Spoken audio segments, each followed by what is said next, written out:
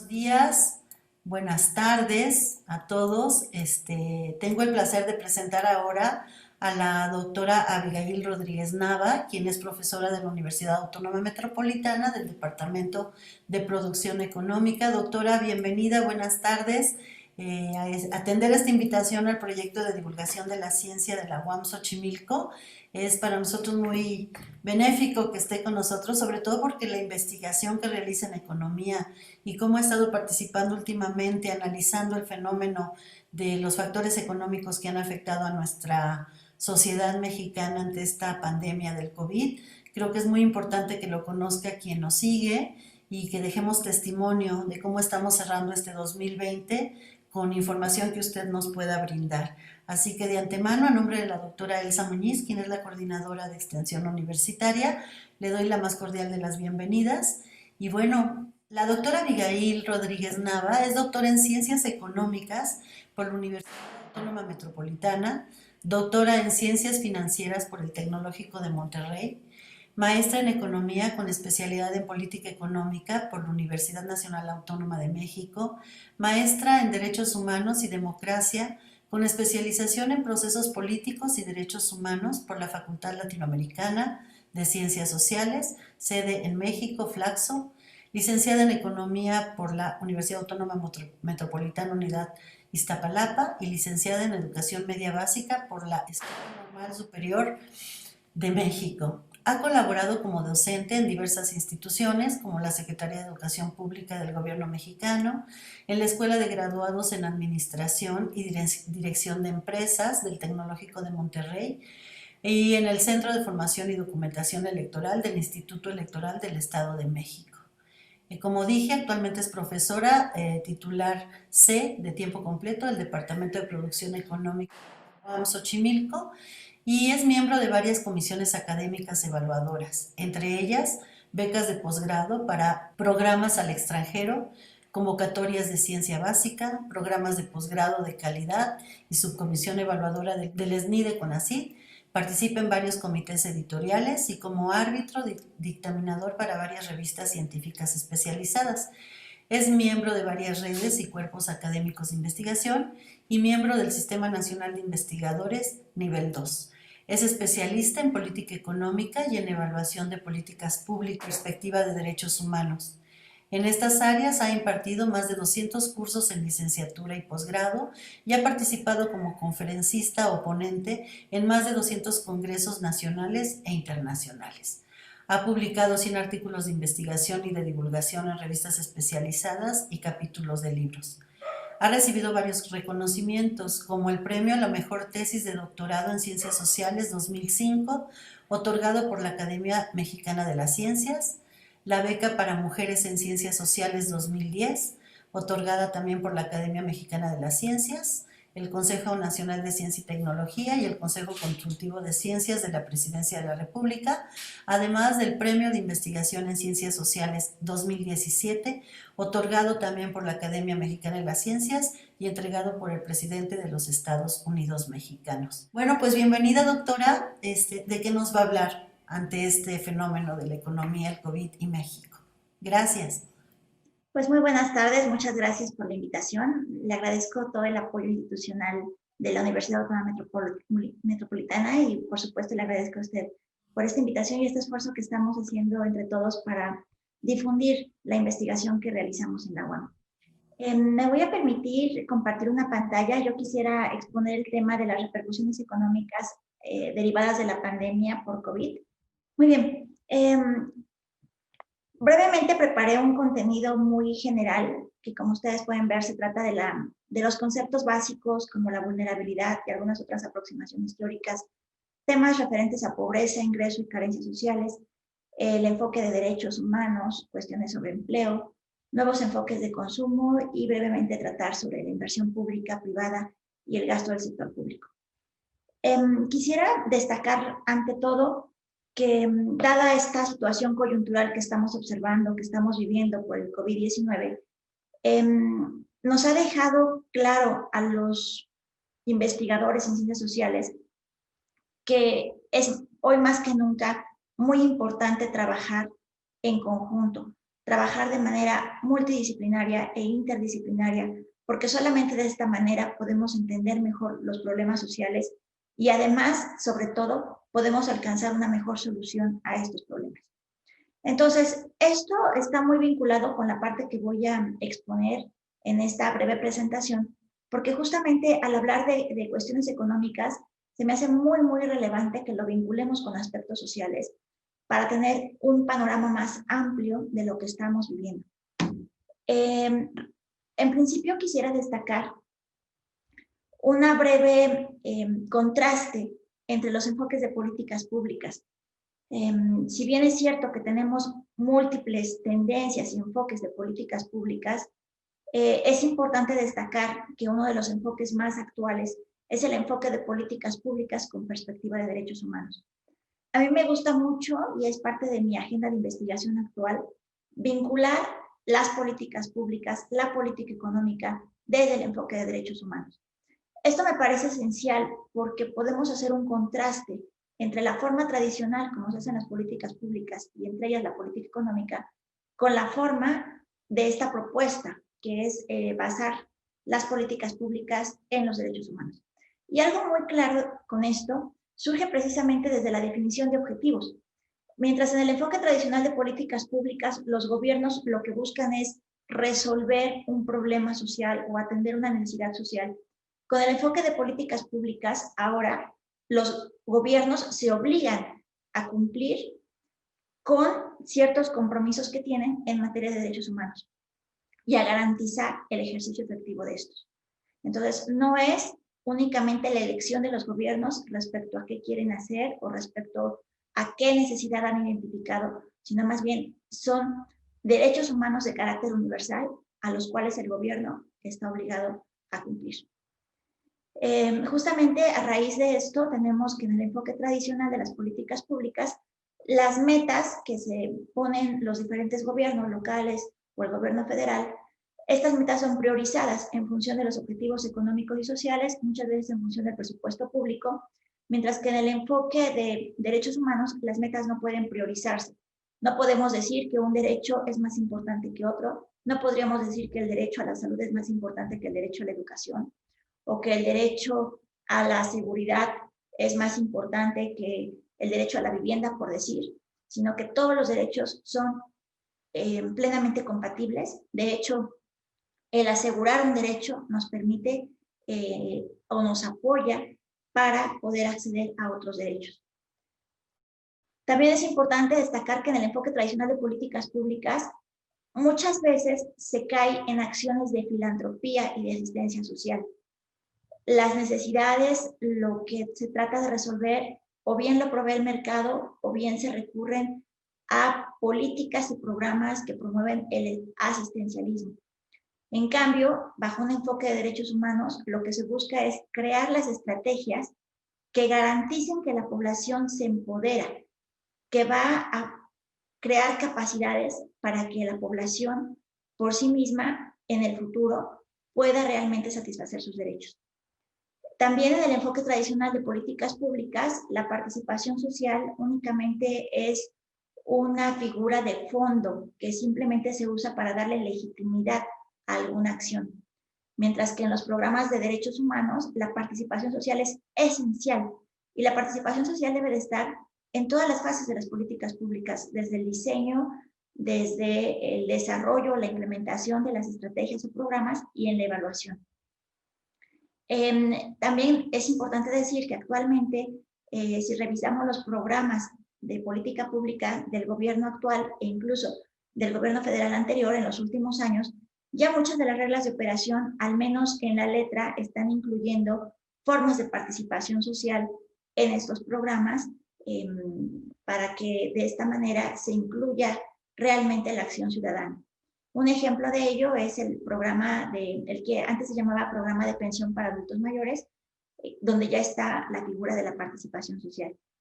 También es importante destacar que en el enfoque tradicional de políticas públicas nos quedamos con la idea de que los compromisos y las obligaciones que adquieren los gobiernos únicamente son válidas en el corto plazo. Es decir, durante el periodo en el cual esté un gobierno justamente el gobierno que está promoviendo esa política. Mientras que en el enfoque de derechos humanos tenemos que pensar que todos los compromisos, las obligaciones que va adquiriendo el Estado son obligaciones de largo plazo y no se puede dar marcha atrás a los avances logrados. Algo también que destaca muchísimo son los criterios de evaluación de las políticas públicas. En el enfoque tradicional nos quedamos con indicadores que son meramente cuantitativos, por ejemplo, la eficacia, la eficiencia, el análisis costo-beneficio, análisis de rentabilidad, y esto se traduce simplemente en indicadores, por ejemplo, el número de personas beneficiadas, número de apoyos otorgados, número de mujeres que recibieron el apoyo, número de hombres que recibieron el apoyo y nada más. Cuando lo que necesitamos es renovar incluso la forma como se están evaluando las políticas públicas para incluir indicadores que nos den cuenta si realmente esos programas tuvieron impactos positivos o no. Entonces necesitamos indicadores de impacto que nos permitan, que nos hagan evidente observar cómo estaba la población antes de recibir un programa, antes del inicio de un programa, y si ese programa realmente contribuyó a mejorar su calidad de vida. Quisiera también destacar uno de los conceptos que me parece esencial en estos temas, es el concepto de vulnerabilidad. Me parece muy importante este concepto porque la vulnerabilidad se puede entender desde un enfoque meramente social o desde un enfoque meramente económico, y aquí yo creo que es crucial que conjuntemos tanto la parte social como la parte económica. En términos generales, podemos decir que la vulnerabilidad es una condición de riesgo o debilidad coyuntural o estructural que limita o impide la satisfacción de las necesidades básicas de personas o grupos sociales y el ejercicio efectivo de sus derechos. Si tomamos un enfoque social y sobre todo considerando esta perspectiva de derechos humanos, es muy importante destacar esta cuestión, lo que significa la vulnerabilidad. La vulnerabilidad no es una condición personal, no es una característica del ser humano en el sentido de que las personas por sí mismas no son vulnerables, no son débiles, no son indefensas, sino más bien se trata de que las personas se enfrentan a un entorno que injustamente restringe o impide el desarrollo de uno o varios aspectos de su vida. Esto es sumamente importante porque trae consigo la implicación de cómo se están generando las políticas públicas. Entonces, lo que necesitamos es actuar para transformar justamente este entorno que está impidiendo el ejercicio de los derechos. La vulnerabilidad es también una condición multifactorial. Depende de varias causas. Hay implícitas elementos que originan discriminación, que llevan a situaciones de riesgo, y la vulnerabilidad también es multidimensional, es integral y es progresiva en el sentido de que si hay algún factor que está afectando el ejercicio de los derechos, que está afectando la capacidad de las personas para actuar con completa libertad, para decidir con completa libertad, entonces esto lleva a su vez a la limitación de otros derechos.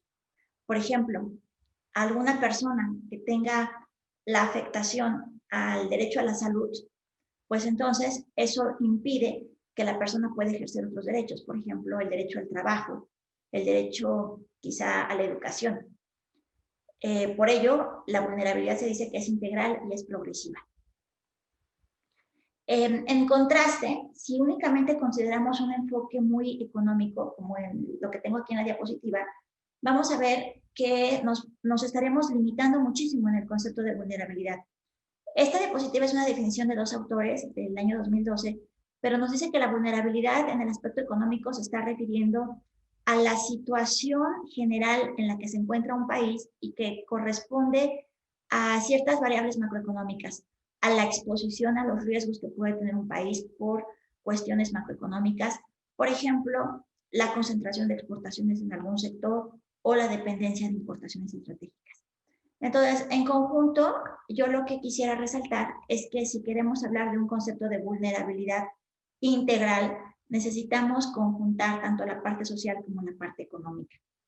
En México, es importante destacar que tenemos una institución que es el Consejo Nacional de Evaluación de la Política de Desarrollo Social, el Coneval, que justamente a partir de la Ley General de Desarrollo Social se encarga de medir la pobreza.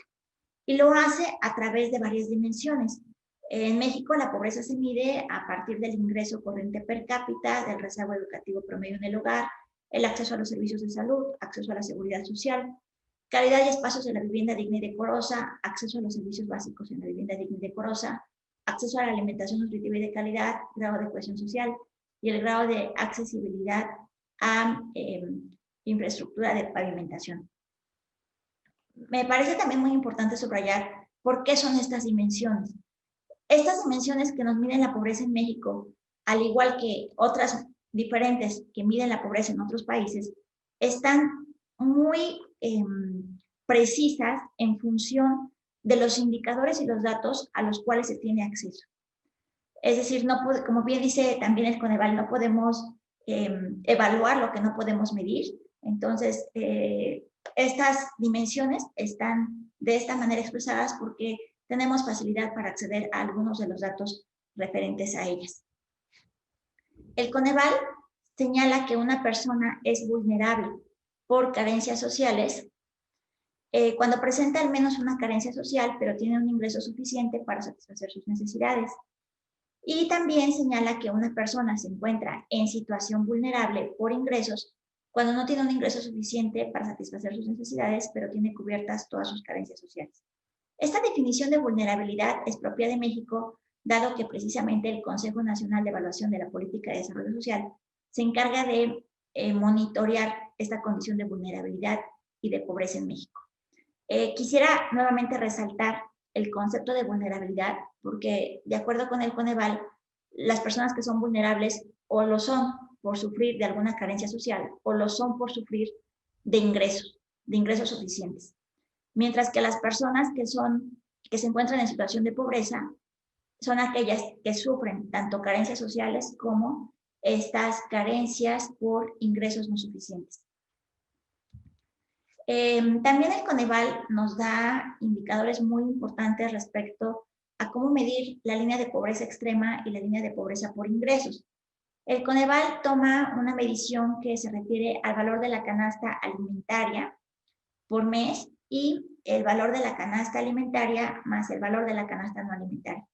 En el valor de la canasta alimentaria, por supuesto, están incluidos aquellos productos de consumo básico que corresponden a la dieta básica, tradicional de las personas en México, y el valor de la canasta no alimentaria se forma por bienes y servicios que necesitamos también de consumo básico, en los que se incluye, por ejemplo, el pago de electricidad, el pago de transporte, el pago de renta por vivienda, etc. Entonces, como había señalado, a partir de estas definiciones, el Coneval evalúa qué se considera a la pobreza en México y se dice que una persona está en esta situación cuando padece una carencia social y tiene un ingreso inferior a la línea de pobreza por ingreso. Y además, una persona se considera en pobreza extrema si presenta 3 carencias sociales y un ingreso inferior al valor de la canasta alimentaria por ingresos. ¿Qué son las carencias sociales?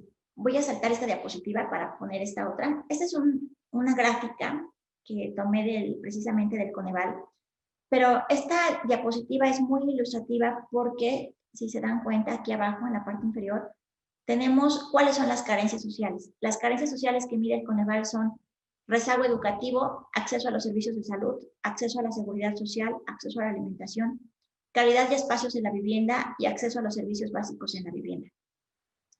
Entonces, es muy ilustrativa porque nos da cuenta de la dimensión de este problema en México. Tenemos, por ejemplo, algunos casos extremos, el acceso a la seguridad social, que estamos viendo aquí. De acuerdo con esta gráfica, para el año 2018 en México hay 71 millones de personas que no cuentan con seguridad social. Esto es más del 57% de la población en México. Tenemos también que el 25 millones de personas en México, un poco más del 20% de la población en México, tiene carencia por acceso a la alimentación. Y alrededor de 21 millones de personas, un poco más del 16% de la población mexicana, padece rezago educativo. Esto que tenemos aquí en la gráfica quizá es más ilustrativo también. Tengo los datos resumidos en la diapositiva anterior, que es esta. Si queremos resumirlo en breves líneas, podemos decir que en México, actualmente, la población que se encuentra en pobreza por ingreso y por carencias sociales es de 52.4 millones de personas. Quienes se encuentran en situación de vulnerabilidad solo por carencias sociales son 36.7 millones de personas. Y las personas que se encuentran solamente en situación de vulnerabilidad por ingreso, 8.6 millones de personas. Entonces, estas cifras son excluyentes, es decir, no están, las personas que están en condiciones de vulnerabilidad no están aquí en los datos de pobreza. De manera que si sumamos estas cantidades vamos a encontrar la dimensión del problema en México. Tenemos que cerca de 90 millones de personas en México se encuentran en situación de pobreza o en situación de vulnerabilidad. Y solamente el 21.9% de la población de México no se encuentra en pobreza ni es vulnerable por ingreso o por carencias sociales. Entonces, aquí, dados estos datos tan dramáticos para el caso de México, necesitamos hacer una reflexión de qué estamos haciendo, qué se ha hecho bien, qué se ha hecho mal. Y yo creo que hay, como ya lo había señalado, muchísimos factores que nos están llevando a estas condiciones. En primer lugar, podríamos decir que esta situación, por supuesto que no se produjo en un año, no se produjo en el año actual por la pandemia, es una situación que se viene arrastrando desde hace varios años. Pero lo que es quizá cuestionable es que si llevamos alrededor de 20 años con programas de política social para erradicar la pobreza, vemos que prácticamente esta no se ha reducido. Entonces, ¿qué hay que hacer? El problema es grave, el problema es fuerte y podemos empezar por hacer una revisión de cuáles son los programas sociales, a quién están dirigidos y si realmente estos programas han tenido algún impacto positivo en la población o si únicamente se trata de programas que están resolviendo la situación de vulnerabilidad y de pobreza únicamente en el corto plazo. Porque a la larga estamos observando que estos programas no han sido capaces de mejorar la condición de la población. Y tiene mucho que ver desde el diseño del programa, cómo está pensado el programa. Quizá muchos de los programas no están pensados justamente en la idea de mejorar las capacidades de la población. Y además hay que revisar todos los aspectos del programa, desde su diseño, la implementación y la evaluación. Quizá un ejemplo positivo podría ser el programa de Jóvenes Construyendo el Futuro. Positivo en cuanto a su diseño, porque efectivamente este programa está pensado con la idea de generar capacidades en la población joven de México y sobre todo de propiciar que en un futuro estas personas puedan ya sea acceder a un empleo formal o bien que ellos mismos puedan generar alguna idea de negocio o el autoempleo, pero bien remunerado, dado de que se están formando sus capacidades para el trabajo. Sin embargo, faltaría hacer una evaluación más precisa en cómo se está implementando este programa y cómo se está evaluando. Entonces, por eso la idea de que necesitamos una evaluación integral de cada uno de los programas para atender la cuestión de la pobreza, no nada más una de las partes. También quisiera referirme a la cuestión del empleo. En México también estamos viviendo una situación grave en este tema. Se estima que más de la tercera parte de la población labora en el sector de bienes y servicios, que solamente la tercera parte de la población económicamente activa tiene acceso a la seguridad social como derechohabiente por empleo formal. Y aquí es muy importante revisar cuáles son los indicadores que registra tanto el ISSSTE como el IMSS, que son las instituciones de seguridad social más importantes en México, porque estas instituciones, si vemos nada más los datos de derechohabiente, podríamos hacer una lectura equivocada, porque hay muchísimas más personas que tienen este acceso a la seguridad social, pero son personas que están inscritas en estos sistemas, dado que son familiares o son estudiantes de los trabajadores de alguna universidad, de alguna institución de educación media superior, pero no son trabajadores directos. En cuanto a los trabajadores directos, solamente una tercera parte de la PEA tienen esta condición de ser derechohabientes por empleo formal. Hay otro dato también que recientemente incorpora el INEGI como medición, y es la tasa de informalidad en México. A principios del año 2020, es decir, estamos hablando de los meses de marzo, cuando todavía no veíamos, todavía no vivíamos todas estas repercusiones de la pandemia por COVID, la tasa de informalidad en México era del 56%. Y el Instituto Nacional de Estadística y Geografía subraya que esta tasa de informalidad se refiere a el porcentaje de personas, el porcentaje de la población económicamente activa que sí está trabajando, pero que tiene riesgos de mantenerse en su empleo porque pudiera ser que no es reconocido formalmente como trabajador de algún centro, de alguna institución, o bien puede ser porque su empleo, su ingreso no es permanente o no es estable. Entonces, es muy preocupante que en México, si tratamos de hacer una extrapolación de estos datos a fines de año, podemos decir que casi el 60% de la población en México está en riesgo de mantener su empleo, de mantener su ingreso, y más por todas las condiciones que hemos vivido en estos meses derivadas de la pandemia.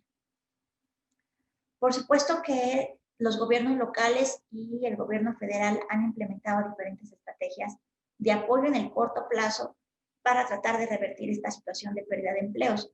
Por ejemplo, algunos gobiernos locales han dado apoyos en cuanto a créditos para mantener abiertos a algunos micronegocios. Se hace también alusión a algunos apoyos que instrumentó la Secretaría de Hacienda y Crédito Público y que se instrumentó también bajo la Comisión Nacional Bancaria y de Valores, que es el ofrecer apoyos financieros a algunas pequeñas empresas e incluso a los particulares para postergar el pago de algunos créditos y de esta manera apoyar a que algunos negocios se mantuvieran abiertos y siguieran ofreciendo empleo. Sin embargo, hay otras propuestas que se han hecho para mantener el empleo y sobre todo quizá tratando de hacer alguna imitación de lo que hacen en otros países. Por ejemplo, se ha hablado del salario básico universal. Se ha hablado también de la idea de que los gobiernos deberían de apoyar a las grandes empresas con el pago, cuando menos de alguna parte del salario, para evitar el despido de los trabajadores. Se ha hablado también de la idea de postergar o disminuir de alguna manera las tasas impositivas que paga el sector o las personas formales al gobierno, sobre todo por ISR. Sin embargo, en la práctica es muy difícil instrumentar estas últimas acciones dadas las condiciones generales macroeconómicas en las que estamos viviendo en México. Por ejemplo, tenemos la parte de los impuestos. En México, una de las críticas que ha recibido el país es que efectivamente las tasas impositivas no son suficientes porque la recaudación tributaria es muy pequeña. Si nos comparamos con otros países, nuestra recaudación tributaria como proporción del PIB es escasa, pero el punto no es incrementar nada más los impuestos, incrementar las tasas impositivas, dado que no tenemos una base gravable que sea tan amplia, porque esto nos llevaría a que un sector de la población, que es el sector que trabaja en el sector formal, es justamente el que está contribuyendo más al pago de impuestos. Entonces, antes que incrementarse las tasas impositivas, una forma de obtener más ingresos por tributación en México es primero hacer una revisión de en qué se está gastando y en segundo lugar de asegurar la ampliación de la base gravable tanto en el sector informal como en el sector de las grandes empresas. Muchas de las grandes empresas también cuentan con diferentes tipos de subsidios que habría que revisar en cuanto a su carga fiscal. Y en el sector informal hay también la idea de que solamente los pequeños comerciantes o los pequeños productores o los pequeños negocios son los que están en la informalidad, pero también la informalidad implica grandes negocios que de alguna manera no están contemplados en sus registros para poder hacer un pago efectivo de impuestos. Bueno, antes de, aquí tengo, déjenme regresar un poquito a la diapositiva anterior. Quisiera también, ahora que estaba comentando respecto a la parte macroeconómica, algo que también es preocupante en México y que restringe la acción del gobierno, se refiere a las fuentes de los ingresos públicos en general y sobre todo para las entidades y municipios a nivel local. Muchos de los recursos que obtienen las entidades federativas y los municipios provienen de las aportaciones y participaciones que el gobierno federal les otorga y que están muy bien tipificados en la Ley de Coordinación Fiscal. Es importante destacar que salvo algunas entidades que generan bastantes ingresos propios, dado su dinámica de producción, como es el caso de la Ciudad de México, el Estado de México, Querétaro y Nuevo León, las demás entidades tienen cerca del 80% de sus ingresos provienen de las aportaciones y participaciones del gobierno federal. Entonces, es muy difícil que las entidades puedan otorgar programas de tipo social, programas como de inversión pública que fomenten el empleo si no cuentan con suficientes ingresos públicos. Y lo que estamos observando en los últimos años, incluso, es un incremento en la deuda pública que contratan las entidades federativas para tratar de lograr mayor inversión en infraestructura o bien crear programas sociales para sus habitantes. Por último, quisiera destacar ahora sí algunas reflexiones finales respecto a cómo estamos construyendo las políticas públicas en México.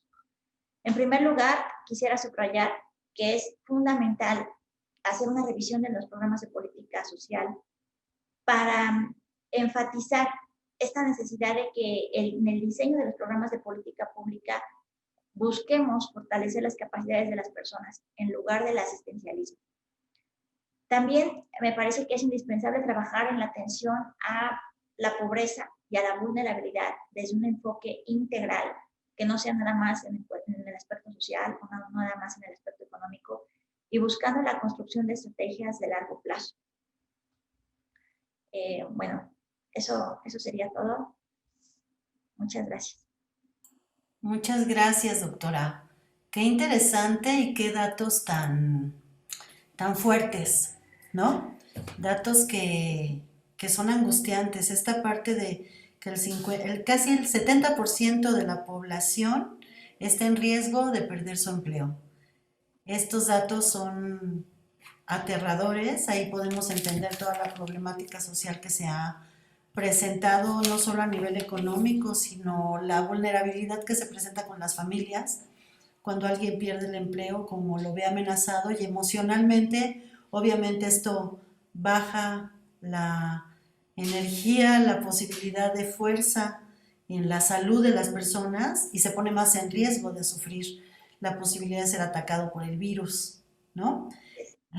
Sí, entonces no solo nos agarra como país en circunstancias de vulnerabilidad, sino que esta pandemia, aparte de ser un virus, genera una problemática mayor como soporte económico de la población de nuestro país. Así estamos cerrando el 2020 con una pandemia activa, con el semáforo entre rojo y naranja en nuestro país, sin alternativas de salir adelante, y me llamó mucho la atención esto que propone, de más que ser programas de gobierno asistencialistas, debieran de ser fortalecer las capacidades. Creo que es uno de los elementos dentro de la cultura de buscar el bienestar fundamental. ¿Cuáles son las fortalezas que tenemos como individuos, como grupos, como familias, como población.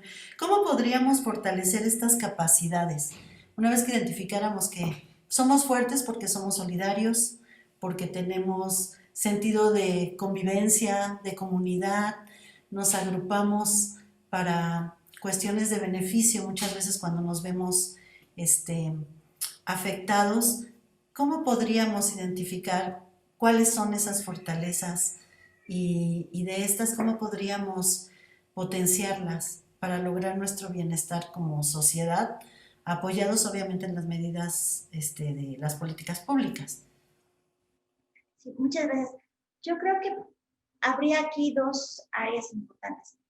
En primer lugar, esta pandemia lo que nos ha dejado es repensar lo que estamos haciendo tanto a nivel personal, familiar, como comunidades y también en cuanto a las acciones gubernamentales. A nivel microeconómico, a nivel en pequeña escala, precisamente esto nos ha abierto nuevas formas de pensar, nuevas formas de relacionarnos. En el aspecto familiar estamos renovando, estamos pensando en nuevas formas de consumo, por ejemplo, nuevos patrones de formas de relacionarnos o de cooperar en nuestras comunidades. Eh, los pequeños empresarios también están tomando algunas acciones, algunas estrategias para cómo subsistir en los pequeños negocios, qué nuevas formas o qué nuevos servicios pueden ofrecer para mantenerse presentes. Yo creo que en esta renovación que hagamos a nivel microeconómico, a nivel personal, familiar y de comunidades, vamos a encontrar justamente qué es lo que ahora necesitamos, ¿no? Qué nuevos patrones ahora de consumo, qué nuevos bienes podemos disponer, qué es lo esencial.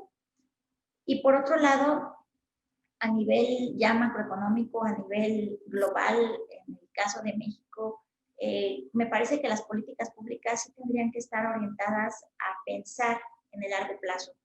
Eh, ahora esta situación coyuntural que estamos observando, más que nunca destaca que las acciones que realiza el gobierno en el corto plazo, las pequeñas acciones, pues van a ser muy efímeras si realmente no se está pensando en la durabilidad de los programas. En el caso del empleo, el gobierno debería de gastar para favorecer la creación de empleos de largo plazo. Debería de gastar en educación para fortalecer las capacidades de las personas. Se debería también, me parece, de asegurar la vinculación entre las empresas y las universidades o las instituciones de educación superior, incluso las instituciones de educación media superior, para desarrollar las habilidades y las capacidades en los estudiantes de manera que sea más factible que ellos puedan acceder a empleos bien remunerados e incluso que ellos tengan las habilidades y capacidades para el autoempleo. Ujú. Sí, creo que es una característica que hemos visto en los últimos años de al no haber un empleo formal o no haber instituciones que alberguen a nuevos miembros en el empleo seguro, se ha generado esta cuestión de los colectivos, las organizaciones por parte de los jóvenes para el autoempleo, pero muchas veces, como dice, desde las universidades no necesariamente se están formando para esa capacidad en todas las disciplinas. Y yo agregaría esto que dijo al inicio, que es un problema multifactorial, pero además que tiene que ser abordado por muchas disciplinas. Entonces, estos colectivos, estas organizaciones juveniles, hay que fortalecerlas en el saber que tenemos que aliarnos diferentes campos disciplinares para podernos fortalecer y generar el autoempleo, pero formal, ¿no? Que no sea una cosa efímera, como bien dice, sino que tenga la estructura de poder ser de largo plazo. Los datos que arroja son devastadores, muy interesantes. Saber que en realidad no tenemos condiciones de bienestar, estamos sumamente vulnerables porque se carece de muchas cosas el beneficio social. Yo le quiero preguntar, por ejemplo, esto de las carencias sociales. ¿Cuál podría ser una carencia social? Bueno, yo creo que a partir de lo que define el Coneval como carencias sociales, por ejemplo, justamente yo indicaría que el empleo es otra carencia social. Uh -huh. El Coneval y otras otros programas de otras instituciones del gobierno se apoyan mucho en aquellos objetivos que están propuestos a nivel internacional por algunos organismos, como por ejemplo la Organización de las Naciones Unidas. Es por varios conocido que actualmente tenemos los Objetivos de Desarrollo Sostenible, que son diferentes metas que promueve precisamente la ONU a través de diferentes organismos, como por ejemplo la Comisión Económica para América Latina y el Caribe. Y ahí, por ejemplo, se indican diferentes metas hacia donde necesitamos encaminar los esfuerzos. Por ejemplo, está justamente la cuestión de la alimentación, la cuestión del rezago educativo, el acceso a la salud, que incluye, por ejemplo, el acceso a medicamentos, la cobertura universal para el esquema de vacunación básica. También está el acceso y el derecho a un medio ambiente sano, del cual también estamos en situación de vulnerabilidad. También, por ejemplo, está el acceso a disponer incluso de energías limpias, de disponer de una situación de paz, de seguridad, de que tengamos la libertad para tomar decisiones, que vivamos en un país democrático. Entonces, son varias aristas, ¿no? Que escapan sobre todo mucho del aspecto únicamente económico, ¿no? También se vincula muchísimo con otras áreas de tipo social, ambiental, de salud.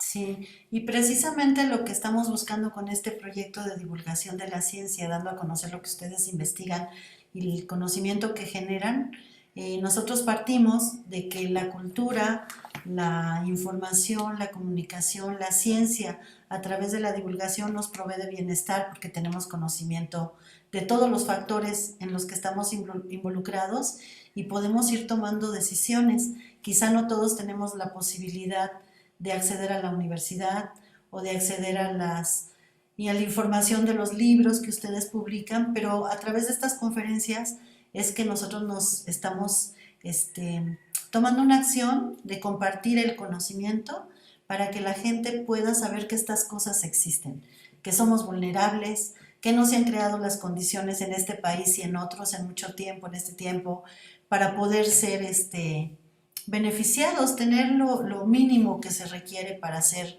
personas en un ámbito de paz, con bienestar, dejar de ser vulnerables, porque condiciones como la de ahora de la pandemia nos agarró, perdón, totalmente sin armas, ¿no? Y estamos viendo estragos brutales en todos los países y especialmente en nuestro país. Pero afortunadamente nuestra universidad sigue trabajando pese a la contingencia. Todos seguimos en línea, ustedes en la docencia, en la investigación, hablando ante los medios y nosotros tratando de dejar testimonio con ustedes para que la gente sepa qué es lo que estamos pasando y qué medidas podemos tomar. Yo invitaría a que todos podamos reconocer cuáles son nuestras fortalezas y busquemos cómo potenciarlas para buscar un estado de mejor bienestar para todos en lo que cada quien tiene como herramientas para realizarlo. Pues doctora, si usted quiere concluir con algo, de antemano le agradezco que nos haya dado estos datos, fue muy panorámico y muy rico escucharlo, a pesar de que los datos son duros y fuertes, pero creo que nos dan herramientas para hacer cosas. Sí, muchísimas gracias. Yo simplemente quisiera concluir diciendo que pues efectivamente nadie pensó que esta pandemia fuera a tener las dimensiones que estamos observando, que fuera a permanecer por tanto tiempo. Pero bueno, yo creo que con la solidaridad, con el compromiso, con estos valores que podemos retomar de nuestra sociedad, es como vamos a poder enfrentar de mejor manera esta crisis y vamos a superar estos impactos negativos de la pandemia. Yo también, como usted, me uno a la invitación a mantenernos informados y fortalecer nuestras redes de cooperación para superar más pronto esto. Muchísimas gracias por la invitación. Al contrario, doctora, ha sido un placer. Muchas gracias por colaborar con nosotros y bueno, a nombre nuevamente de la Coordinadora de Extensión Universitaria, la doctora Elsa Muñiz, le doy la más cordial de las gracias. Estaremos en contacto y seguramente la volveremos a convocar para que nos siga hablando sobre los avances que van encontrando de estas problemáticas y que la gente lo sepa, nuestra sociedad a la que nos debemos como universidad pública. Buenas tardes, soy Cecilia Zeta del proyecto Divulgación de la Ciencia y espero que les haya resultado de mucho interés esta información. Buenas tardes.